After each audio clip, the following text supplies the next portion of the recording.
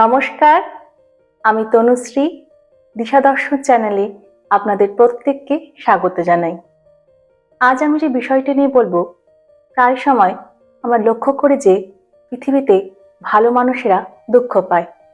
যারা ভীষণ আবেগপ্রবণ, সরল প্রকৃতির হয়ে থাকে, সহজেই অন্য মানুষকে বিশ্বাস করে, তারা এক শ্রেণীর বিশ্বাসঘাতক মানুষের দ্বারা আঘাতপ্রাপ্ত হয়, ধোঁকা খায়। তাই আমার আজকের পরামর্শ এই বিষয়ে। প্রথমে যেটি বলবো তা হলো, যাচাই করে বিশ্বাস করুন। মানুষকে বিশ্বাস করা অবশ্যই ভালো গুণ, কিন্তু কখনোই কাউকে চোখ বন্ধ করে বিশ্বাস করবেন না। কারণ আপনি হয়তো সৎ, আপনি হয়তো কাউকে মিথ্যা কথা বলেন না, কিন্তু আপনার চারপাশে প্রচুর মিথ্যাবাদী মানুষ ঘুরে বেড়াচ্ছে, যারা নিজেদের স্বার্থের কারণে অন্যকে মিথ্যা কথা বলে, ব্যবহার করে, ধোঁকা দেয়। তাই কাউকে বিশ্বাস করার আগে নিজের বুদ্ধিমত্তা খাটিয়ে একবার যাচাই করে নিন। এতে করে আপনি বিশ্বাসঘাতক মানুষের হাত থেকে রক্ষা পেতে পারেন।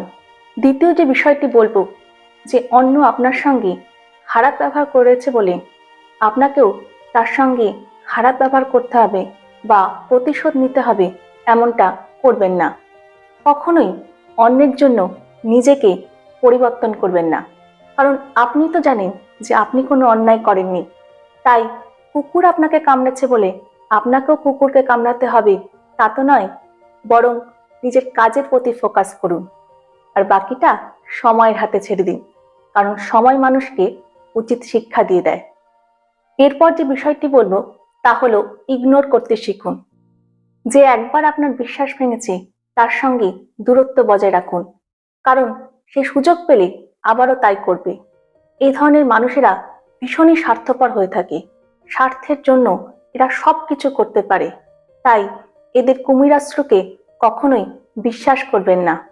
এরপর যে বিষয়টি বলবো, যে আপনাকে ঠকিয়েছে বা যে আপনাকে কষ্ট দিয়েছে তার কথা বারবার ভেবে কখনোই নিজেকে কষ্ট দেবেন না।